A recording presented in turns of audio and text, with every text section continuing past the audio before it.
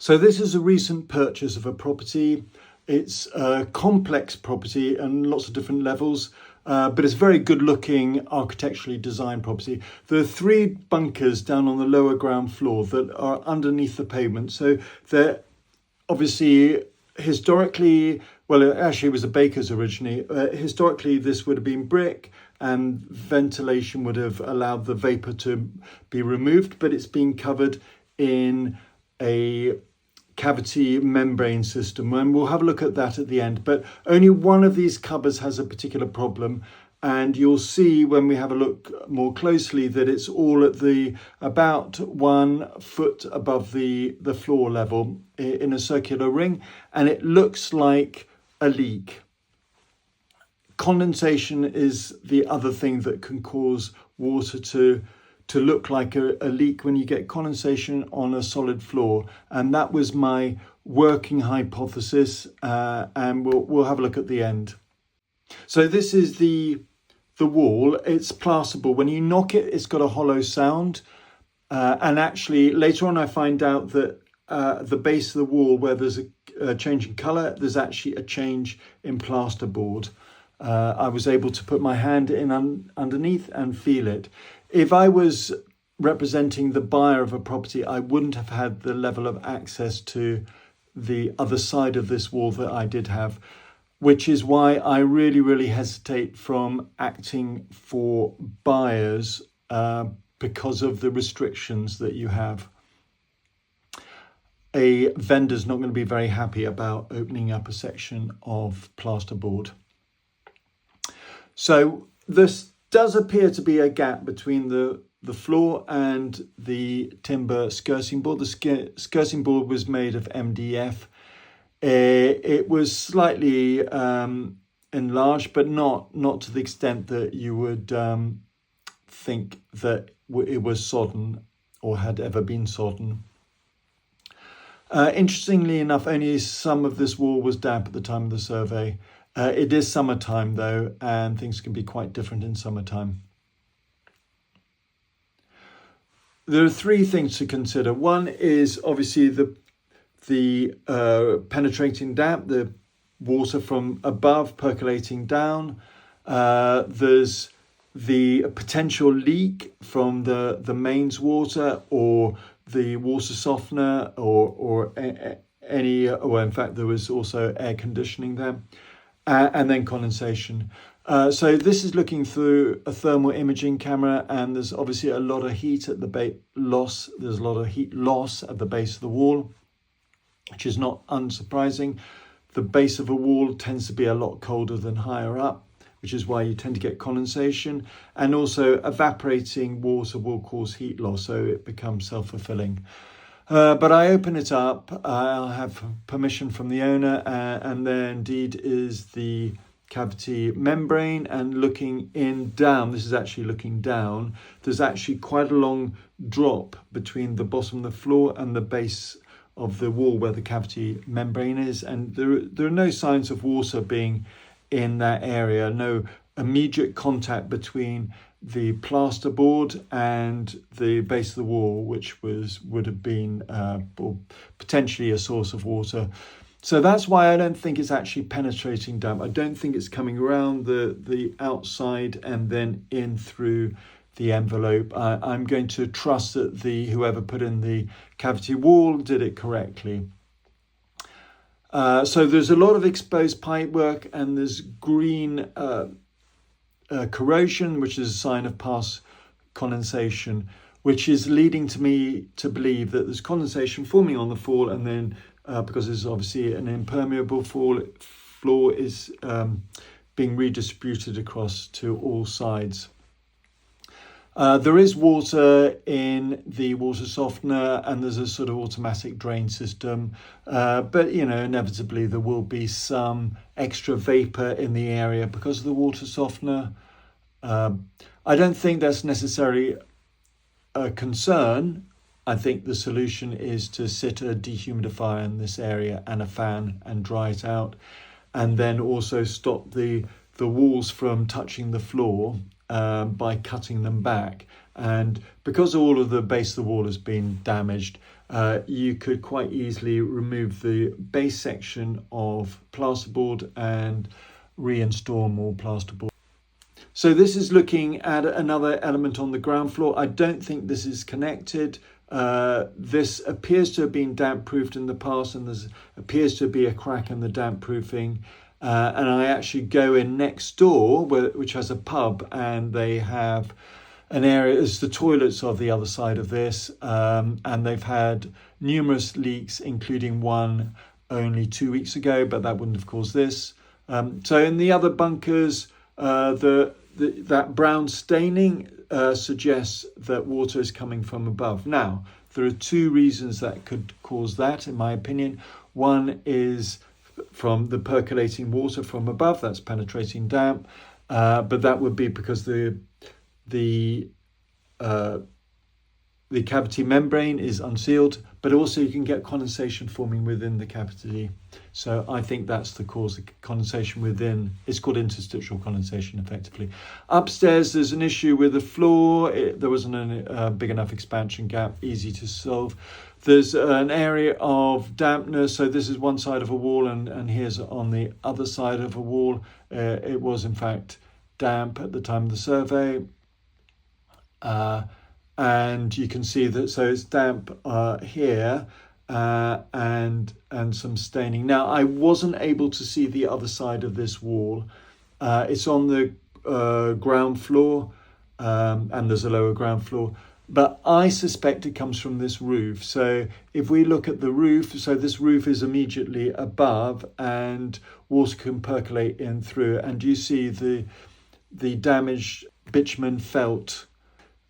There are many ways of dealing with this, including putting more bitumen felt back on, but it doesn't have a long lifetime. It's cheaper though. So there's also issue with the same area having penetrating damp through a crack in the render. So there's a render crack behind the wrought iron. So wrought iron you can't render in. The render would have been put in after the wrought iron was there, so you can't get the render right in behind, so it's an area of weakness.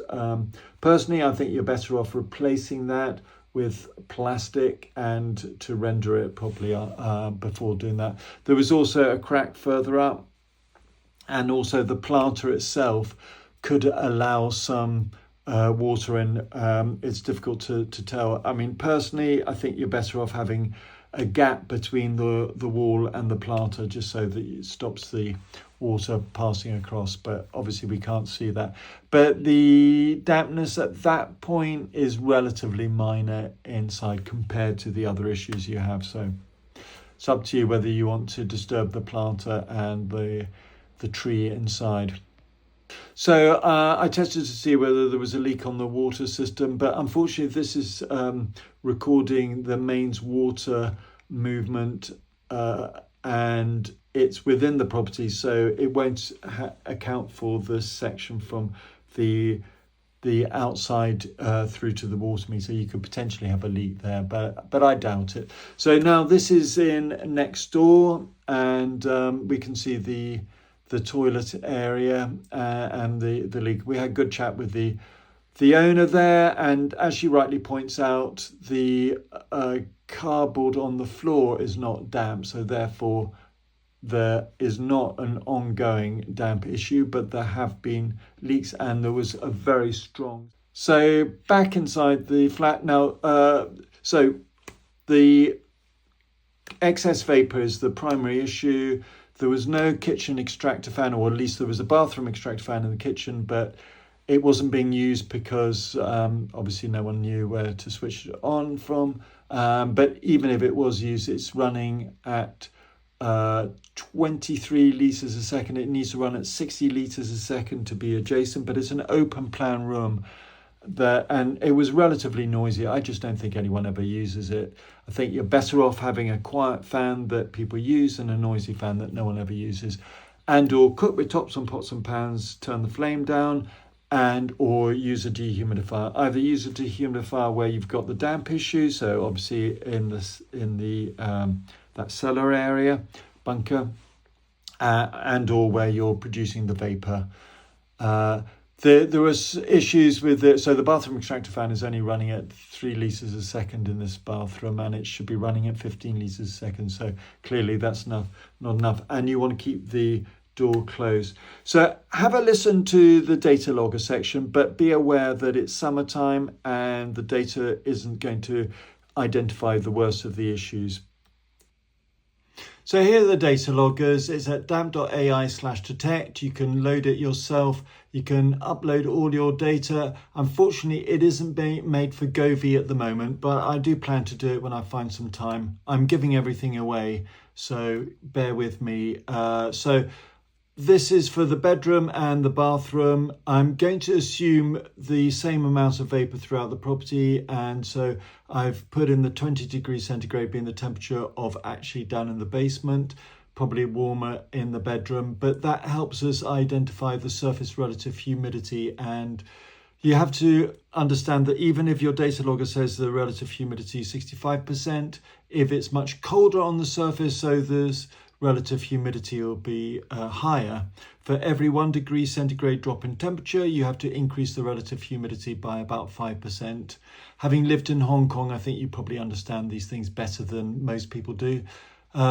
So the red line is the internal temperature, the pink line is the external temperature. Likewise, the thin blue line is the internal dew point, and that's a measure of the amount of vapour in air, expressed as a dew point. Dew point is also the temperature where condensation takes place at. The light blue line is the external dew point. In a perfectly ventilated property, you'll drop down the internal dew point to the external dew point, or using a dehumidifier. But what you want to do is you want to be optimally ventilated, and that means to always have the internal dew point below the external temperature. You are primarily during this period, but it's summertime when the windows are open regularly.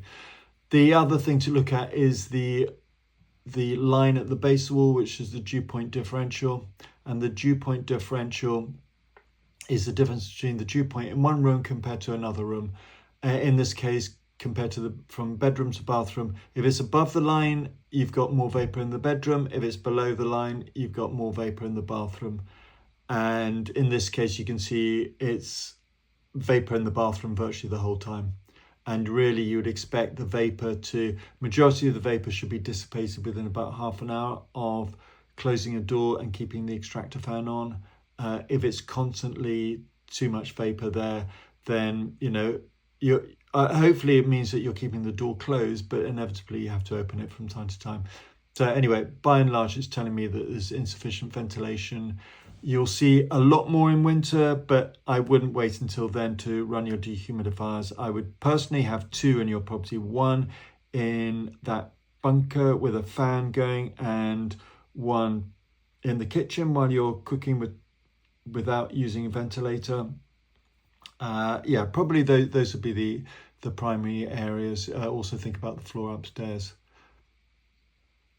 I also wanted to add that when you've got mould, you've got excess vapour where it goes above 85% for long periods of time. And you have mould in that bunker, which means that vapour is a component. So the primary issue downstairs, leak-like symptoms, so water across the base of the wall. It's a subfloor area, so it's got cavity membrane around it, but it's condensation that's causing the dampness there.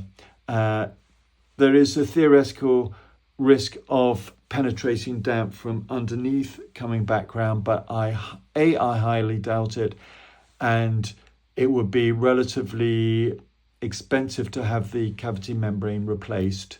You're better off dealing with the condensation and then concluding on that first. Thank you.